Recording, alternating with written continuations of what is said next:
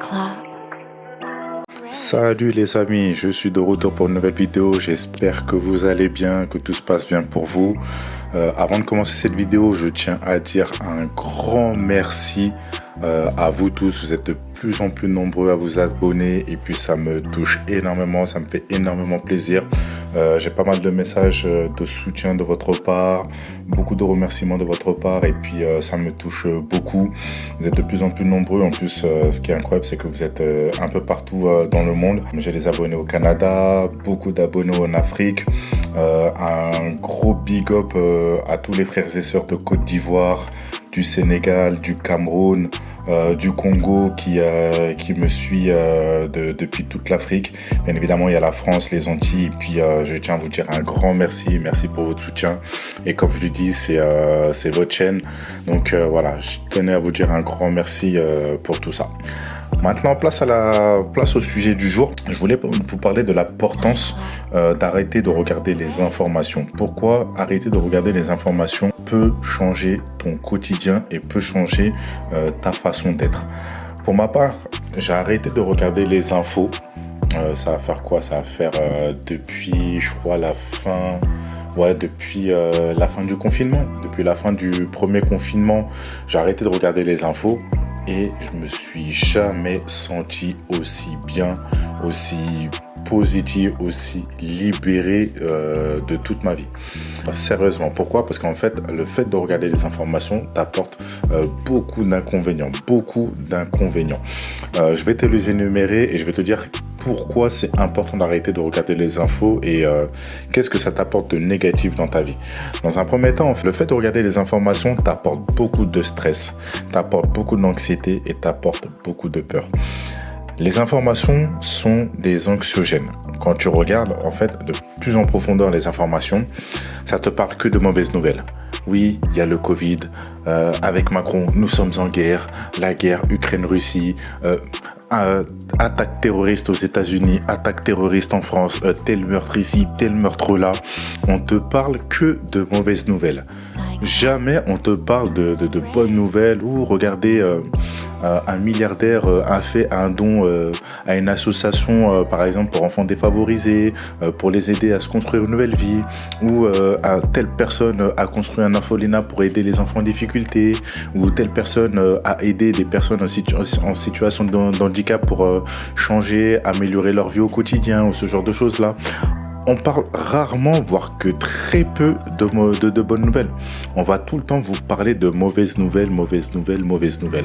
Et ce qui fait que toi, personnellement, en fait, inconsciemment, ça va commencer par te stresser, ça va t'apporter du stress. Tu vas commencer à devenir de plus anxieux, tu vas commencer à avoir de plus en plus peur. Personnellement, quand je regarde autour de moi, comme j'ai un travail, comme je suis responsable dans, je vais pas dire le nom de l'entreprise, mais comme je suis responsable dans une entreprise, en fait, comme je suis en contact de clients, souvent les clients aiment bien parler avec moi, discuter avec moi parce qu'ils me voient tous les jours, et, ils apprécient ma présence. Et puis en fait, quand ils discutent, à chaque fois, ils me parlent que de ce qui se passe aux infos. Oui, vous avez entendu, il y a ceci, il y a la guerre en Ukraine, et il y a cela, franchement, qu'est-ce qu'on va devenir, etc. Et en fait, quand j'entends les gens parler de tout ça, mais à chaque fois, je leur dis la même chose, je leur dis, mais arrêtez de regarder les infos. Et ils me regardent avec un air ébahi, ah bon? Je dis, bah oui, moi j'ai arrêté de regarder les infos, j'ai dit, je suis plus les infos.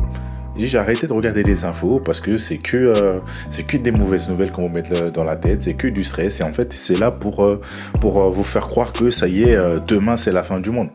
À un moment donné, arrêtez de regarder les infos, essayez ne serait-ce que pendant une semaine et vous allez voir que vous allez reprendre goût à la vie, vous allez réfléchir par vous-même et puis voilà. Ça, c'est des choses, mais vraiment, quand je vois les gens autour de moi, comment ils sont stressés par rapport à tout ça, par rapport à des événements dont ils n'ont même pas le contrôle, et c'est assez flippant, où tu te dis que voilà, les gens, ils se prennent la tête, ils sont stressés pour des événements qu'ils n'ont pas créés et pour des événements qu'ils ne peuvent pas contrôler. Donc déjà, voilà une des premières choses, une des premières inconvénients de regarder les informations à la télé. Une des deuxièmes choses que je pourrais rajouter, c'est les mauvais impacts que peut avoir les les infos sur ton cerveau, avec les scènes de violence, les scènes de guerre, les scènes de meurtre, où on va vous montrer par exemple des cadavres, même s'il y a le flou, on sait qu'il y a des cadavres derrière. Donc on va vous montrer toutes ces images-là, et en fait ça peut avoir des images qui vont rester dans ta tête, qui vont rester dans ton cerveau, qui peuvent avoir un effet traumatisant. Donc ce sont des choses qui vraiment apportent de la négativité, qui vous apportent des mauvaises choses au niveau du cerveau, ce qui vous apporte un mal-être. L'autre inconvénient aussi, ça peut vous rendre dépressif. Et là, j'en vois de plus en plus depuis l'histoire de la crise Covid. J'ai l'impression qu'autour de moi, il y a des gens qui sont de plus en plus dépressifs, de plus en plus colériques, qui se prennent la tête et qui s'énervent pour un oui, pour un an, qui sont prêts à se bagarrer pour une histoire de place, qui sont prêts à s'entretuer pour une histoire de klaxon, ou ce genre de choses-là, où on se dit, mais qu'est-ce qui se passe? Dans quel monde on vit? Les gens sont prêts à s'entretuer, les gens sont prêts à se battre pour une histoire de place, pour une histoire de pourquoi tu m'as klaxonné, ou ce genre de choses-là. Et là, c'est là que ça devient grave. Et c'est là qu'on voit l'impact négatif que tout ça peut avoir. Où les gens vivent dans une phase où ils ont des problèmes à la maison, mais le fait de regarder encore plus les infos qui vont leur apporter encore plus de mauvaises nouvelles, qui vont les descendre encore plus, c'est encore pire. Les gens aggravent la situation indirectement en regardant les infos. Et quand tu regardes aussi, un autre inconvénient, c'est que la plupart des infos, pour la plupart des gens que je vois autour de moi, les gens que je côtoie, la plupart du temps, ça empêche les gens de réfléchir par eux-mêmes. C'est maintenant, quand tu regardes les infos, pour la plupart des gens, maintenant, les infos, ça devient Dieu. Et on croit tout ce qui se dit. Et on croit tout ce que la télévision dit. Ah, la télévision a dit ci, oui, mais à la télé, ils ont dit ça. Oui, mais à la télé, ils ont dit ci. Oui, mais à la télé, ils ont dit ça. Et c'est incroyable de voir à quel point la télévision peut avoir une influence négative, voire néfaste sur les gens. Il suffit que la télé dise une chose, tout le monde va y croire. La télévision peut sortir, peut inventer n'importe, je sais pas, vous allez avoir votre entreprise, vous êtes là, vous êtes quelqu'un d'honnête, vous allez faire votre travail, votre job de manière honnête, de manière respectable, en respectant toutes les règles. Mais il suffit que les médias inventent une petite chose sur votre entreprise, mais qui va vraiment avoir un impact très négatif sur votre entreprise, par exemple, ou même sur votre personne personnelle. À partir de là, tout le monde va y croire parce que c'est passé à la télé. C'est là que ça devient grave. Et c'est là que je dis que pour beaucoup, la télévision remplace carrément Dieu. Ah, mais on croit tout ce qui se passe à la télé. J'ai eu une anecdote cette semaine au travail où j'ai un client qui est venu me voir et qui m'a dit que ouais, ben voilà, ben, apparemment dans telle de vos nourritures, apparemment il y a de la graisse de porc dedans. Dans tout ce qui est chocolatine. Désolé, je suis dans le sud, on dit chocolatine, mais sinon mon passé parisien dirait bon chocolat. Mais ouais, comme quoi il y a de la graisse de porc dedans. Avec mon collègue, on a regardé les clients, on a dit mais non, ça va pas, quoi. Il n'y a pas de graisse de porc dans les chocolatines. Bah non, ça se fait pas avec ça se fait avec du beurre.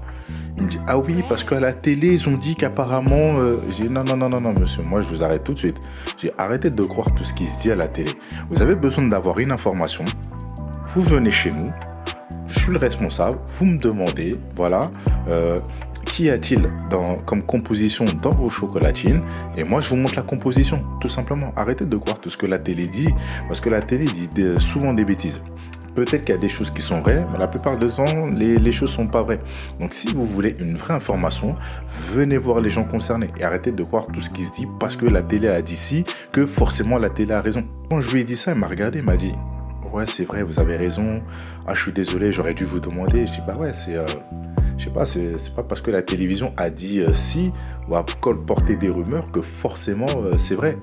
Vous voulez savoir la composition de mes chocolatines? Ok, dites-le moi, je vous montre les compositions, comme ça vous verrez de vous-même qu'il n'y a pas de graisse de porc dedans. Et ils s'en est excusé. Et avec mon collègue, on s'était regardé, on s'est dit mais tu te rends compte, ça veut dire que la télé dit n'importe quoi et les gens y croient en fait. Et c'est ça qui est incroyable. Et c'est là qu'on rentre dans cet engrenage où il faut faire attention aux informations que votre cerveau perçoit et comment vous le percevez. Donc certaines personnes vont avoir beaucoup plus de recul et vont se dire ah vas-y bon ça c'est des conneries, je vais pas m'attarder là-dessus, ça c'est des bêtises encore qu'ils nous racontent pour nous faire croire ci, pour nous faire croire ça. Mais il y en a d'autres qui y croient Parce que comme la télévision a sorti telle chose, donc forcément ils y croient, parce que c'est passé aux infos. Et c'est là où ça devient dangereux. Donc c'est pour ça que je dis par rapport à cette réflexion-là que parfois ça empêche certaines personnes de réfléchir. Pourquoi ça devient dangereux aussi? Et aussi le fait de pouvoir arrêter de regarder la télévision, et là ça sera un gros avantage, c'est que ça te permet d'être beaucoup plus libre. Ça veut dire que tu vas commencer à réfléchir par toi-même, tu vas avoir beaucoup plus de recul, tu vas te sentir bien, tu vas te sentir libéré. Pourquoi? Parce qu'en fait, tu auras cette sensation où tu auras beaucoup moins de mauvaises nouvelles dans la tête, et on va dire que tu seras beaucoup plus ouvert à la positivité. Et c'est ça qui est important en fait. Donc ne sois pas fermé dans ces histoires de oui, regardez tout le temps les informations, parce qu'au final, qu'est-ce que ça t'apporte? Ça t'apporte rien du tout. C'est en fait, ça t'apporte que des lots de mauvaises nouvelles. Et quel plaisir t'as à regarder une émission qui t'apporte que des mauvaises nouvelles? Pas l'intérêt en fait. Tu n'as pas de bonheur, tu n'as pas de plaisir, tu n'as pas de bonnes nouvelles. Si tu penses qu'ils vont te dire, ben voilà, ben tiens, vous allez toucher, chaque personne va toucher une prime d'1 million d'euros pour être heureux, ben non, ça n'arrivera jamais. Tu peux faire une croix dessus, ça sert à rien. Coupe. Et après, tu verras que ça ira beaucoup mieux. Ça te permettra de te concentrer beaucoup plus facilement. Tu auras une meilleure concentration sur tes projets, qu'elles soient professionnelles, personnelles. Ou même, tu auras une meilleure concentration. Tu auras peut-être envie de faire beaucoup plus de choses avec ta famille ou autre. Et tu verras que tu seras beaucoup plus ouvert. Indirectement. Et en plus de ça, ça te fait gagner aussi du temps pour toi. Tant que tu perds à regarder ces bêtises, en fait, ça sera du temps que tu gagneras pour toi, pour ta famille, tes amis. Donc voilà, moi, c'est un conseil que je peux te donner et moi qui m'a beaucoup aidé et beaucoup servi. Et c'est pour ça que souvent, les gens ils me disent mais comment vous faites? Vous savez tout le temps le sourire, vous êtes tout le temps positif, vous êtes tout... Même quand on a l'impression que ça va pas, vous êtes tout le temps bien, tout ça. Et je dis, bah c'est simple. En fait, je me sens beaucoup mieux depuis que j'ai arrêté de me prendre la tête, pour des choses inutiles. Tu verras que ça change ta vie d'arrêter de se prendre la tête pour des choses inutiles. Ah, pourquoi elle m'a pas envoyé de texto? Pourquoi elle n'a pas répondu à mon message? Pourquoi elle n'a pas liké ma photo? Pourquoi ceci? Pourquoi cela? Ah, mais pourquoi il me parle plus? Ah, mais je vous jure, arrêtez de vous prendre la tête, prenez plus de recul. Et puis je vous jure que vous allez vous sentir beaucoup mieux. La vérité. Moi personnellement, ça a marché sur moi. Depuis que j'ai arrêté de regarder les infos et me prendre la tête pour des choses inutiles. Si vous avez besoin de décrocher de toutes ces mauvaises nouvelles et vraiment vous déconnecter de ce monde, on va dire entre guillemets, je vais pas dire fictif, mais on va dire dans ce monde audiovisuel qui, on va dire, nous parasite le cerveau et qui nous empêche de voir la vraie vie. Moi je vous conseille de couper les informations. Et en plus de ça, si on regarde d'un point de vue général, la plupart du temps, à force de donner des mauvaises nouvelles, on a l'impression qu'en fait le monde va mal. On a l'impression que partout où on va, ça va pas. À force de regarder des mauvaises nouvelles, on va donner une mauvaise nouvelle. Je sais pas, je vais dire une bêtise. Que par exemple, les Irlandais, on va dire que sans manquer de respect aux Irlandais, j'ai rien contre mes amis irlandais. On va dire que par exemple, les Irlandais sont très agressifs, ils agressent les gens, etc. En fait, les gens ils vont entendre ça à la télé, personne va vouloir aller en Irlande.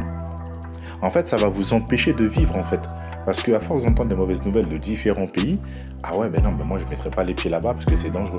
Ah, non, je ne mettrai pas les pieds là-bas parce qu'il y a la guerre. Ah, mais je ne mettrai pas les pieds là-bas parce qu'il y a des terroristes. Ah, mais je ne mettrai pas les pieds là-bas parce qu'il y a des catastrophes naturelles. Ah, je ne mettrai pas les pieds là-bas parce qu'il y a un volcan. Non, mais en fait, tu vis plus, en fait. C'est des cas isolés. C'est pas parce que je vais dire une bêtise, c'est pas parce que dans tel village de France qu'il y a eu, par exemple, un homme qui a pété les plombs, qui a massacré une dizaine de personnes, que forcément, non, faut pas aller dans ce village-là, sinon je vais te faire massacrer. Les habitants de ce village-là ne sont pas tous fous. Là où je veux en venir au niveau du jugement, c'est-à-dire qu'en fait, ça vous empêche d'avoir, on va dire, une réflexion, on va dire, beaucoup plus ouverte. C'est-à-dire qu'en fait, les gens vont se braquer et se fermer en disant que, il y a eu telle catastrophe, je mettrai pas les pieds là-bas. Il y a eu tel truc, mais je mettrai pas les pieds là-bas, etc. Et en fait, les gens s'enferment, en fait. Donc voilà les inconvénients aussi. Donc dis-moi ce que tu en penses en barre de commentaires, si tu es d'accord ou pas avec moi. On en discutera, il n'y a pas de souci. Et puis j'espère que ce petit conseil vous a plu, t'a plu. Donc si jamais, voilà, n'hésite pas à t'abonner, liker, partager comme d'habitude. Et puis on se revoit pour une prochaine vidéo. Ok, allez, passez une excellente journée les amis. Ciao.